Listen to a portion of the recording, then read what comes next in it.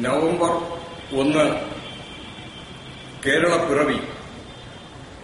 കേരള പിറവി കേരള പ്രദേശ് ഗാന്ധി യുവമണ്ഡലത്തിന്റെ നേതൃത്വത്തിൽ കേരളമൊട്ടാകെ മലയാളി ദിനമായി ആചരിക്കുന്നു.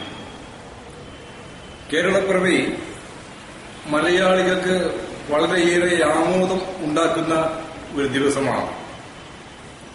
നമ്മുടെ ഭാരതത്തിന്റെ ഐക്യവും അഖണ്ഡതയും സംരക്ഷിക്കുന്നതിനു വേണ്ടി നിർണായകമായ പങ്കുവഹിച്ച കേരളീയ സമൂഹം ഇന്ന് ലോകത്തിന്റെ വിവിധ ഭാഗങ്ങളായി വിന്യസിക്കപ്പെട്ട് തൊഴിലിനു വേണ്ടിയും പഠനത്തിനു വേണ്ടിയും മറ്റ് ജീവിതമാർഗത്തിനും വേണ്ടി സ്വാതന്ത്ര്യത്തിനു വേണ്ടിയും സുരക്ഷിതത്വത്തിനു വേണ്ടിയും നമ്മുടെ കേരള ജനതയിൽ ഒരു വിഭാഗം ലോക രാജ്യങ്ങളിലൊക്കെ പോയി താമസിച്ച് ജീവിച്ച് വിദ്യാഭ്യാസം ചെയ്ത് മുന്നോട്ട് പോകുന്ന ഒരു കാലഘട്ടം.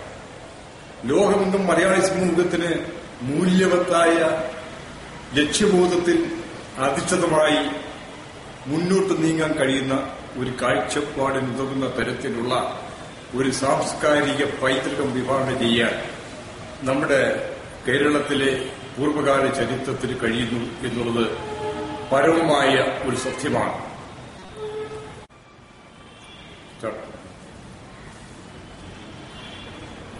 ഇന്ത്യൻ സ്വാതന്ത്ര്യ സമരത്തിൽ മലയാളികൾ വഹിച്ച പങ്ക് വളരെ പ്രസ്താവ്യമാണ്.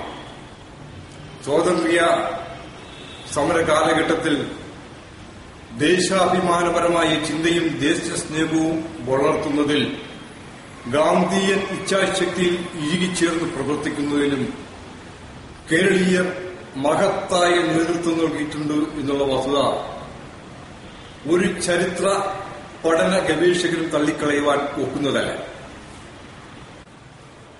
മലയാള ഭാഷയ്ക്ക് ഇന്ന് കൈവന്നിരിക്കുന്ന നേട്ടം കേരള സമൂഹത്തിന് വളരെയേറെ ആശയും പ്രതീക്ഷയും മലയാളി സമൂഹത്തിന് വളരെയേറെ ഔന്നത്യവും പ്രദാനം ചെയ്യുന്നു.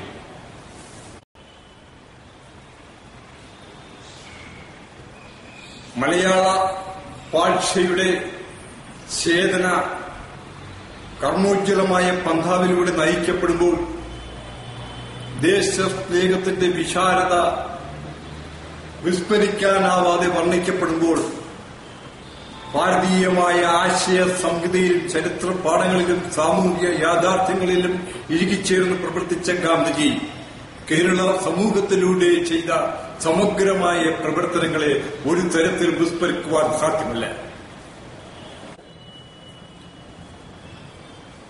നമ്മുടെ പ്രിയപ്പെട്ട മഹാത്മാഗാന്ധിയുടെ ഇച്ഛാശക്തിയിൽ ഇഴുകിച്ചേർന്ന സമര തന്ത്രങ്ങൾ കേരള സമൂഹം പൂർണ്ണതയോടെ ഉൾക്കൊണ്ടിരുന്നു.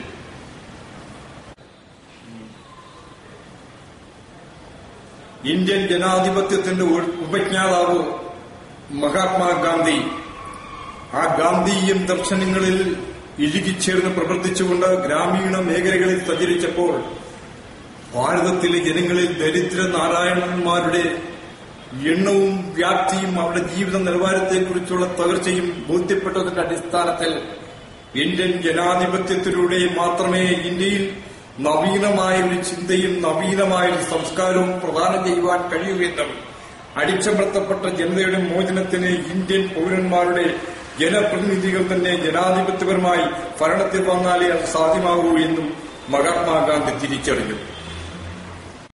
ആ ലക്ഷ്യബോധത്തിൽ ബ്രിട്ടീഷുകാർ നടത്തിയിട്ടുള്ള ഭരണ വൈകല്യങ്ങളെ നോക്കിക്കണ്ടുകൊണ്ട് അതുമൂലം ന്യൂനതമായ രീതിയിൽ മലയാള ഭാഷയെ ഉയർത്തി പുലർത്തി സംരക്ഷിക്കുവാനുള്ള തുടങ്ങിവെച്ച നടപടിക്രമങ്ങളെ പൂർത്തീകരിക്കുവാൻ ഉതകുന്ന കർമ്മപദ്ധതികൾ എല്ലാ തലത്തിലും ആവിഷ്കരിക്കേണ്ടത് ഈ മലയാളി സ്നേഹത്തിന് നൽകുന്ന ഏറ്റവും ന്യൂനതമായ ഒരു മുന്നേറ്റമായിരിക്കും. അതിനുവേണ്ടിയുള്ള പ്രവർത്തനങ്ങൾക്ക് ആക്കം വർദ്ധിപ്പിക്കണമെന്ന് സ്നേഹ പുരസരം അഭ്യർത്ഥിക്കുന്നു.